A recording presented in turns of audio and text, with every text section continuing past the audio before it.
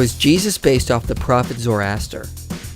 Zoroastrianism is a monotheistic religion that dates back to ancient Persia. It was founded by a prophet named Zoroaster.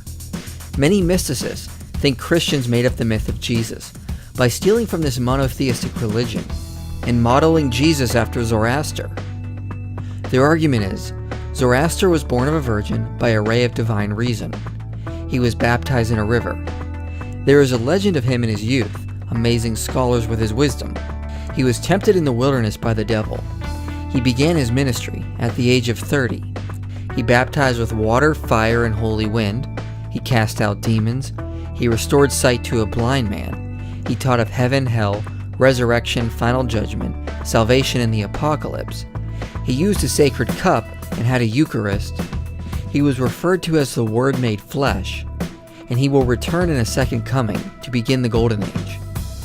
So do we have evidence Christians stole from the legend of Zoroaster? Well, a little bit of scholarship can easily put this to rest. First, we should note the life of Zoroaster does predate Jesus, but most of the information on him comes from tales found in the Avesta, which was not composed until the 4th century. We don't have any manuscripts prior to the 13th century. This was long after Jesus existed. The New Testament was finished, and long after our earliest New Testament manuscripts. It is possible oral traditions go back prior to the birth of Christ, but with such a large time span in between, the stories are unreliable at this point. Plus, many Zoroastrian scholars note the tales of Zoroaster were updated over time.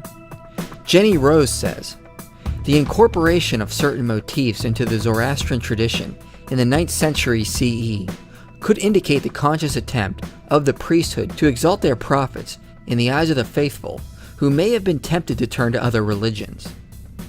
Michael Berger says, different parts of the Zen Avesta were composed at different times, providing a series of snapshots of the religion that allow historians to see how it changed over time.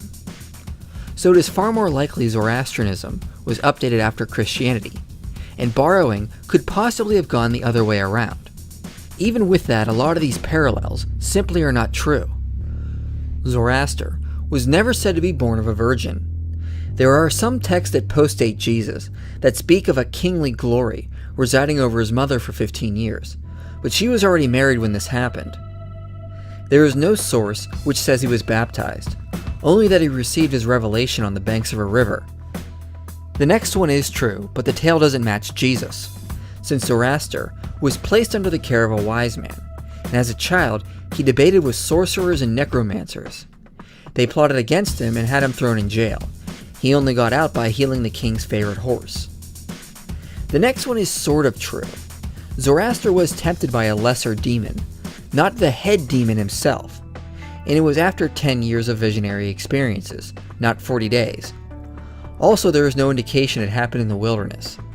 There is also no mention of bread, stones, leaping off the temple, or anything that matches the temptations of Jesus.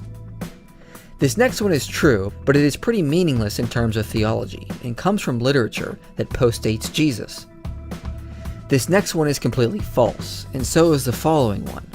I can find no text which claims he casts out demons. The closest we can find are tales of Zoroaster driving out pestilence and sorcerers. There is a record of Zoroaster healing a blind man, but it comes from a 10th century document.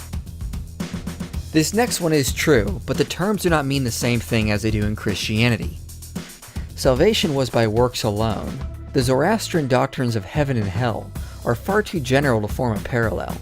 Final judgment is performed by a committee of lesser heavenly beings, not the eternal God, Ahura Mazda. The only parallel is at the end of time there will be a resurrection for all the saints, but nothing of a dying and resurrected Messiah in the middle of time. There is no evidence of a sacred cup or a Eucharist, and no evidence he was ever referred to as the Word made flesh. This last one is partially true. A return is expected in 2341 AD, but no one is sure if it will be Zoroaster himself or a different person born in the future. No details on this eschatology were given until the 9th century, so we don't know enough and it is far too late to form a parallel to Christ. So since most of this information on Zoroaster is incorrect and comes from documents that are too late, there is no evidence Jesus was just a myth based on Zoroaster.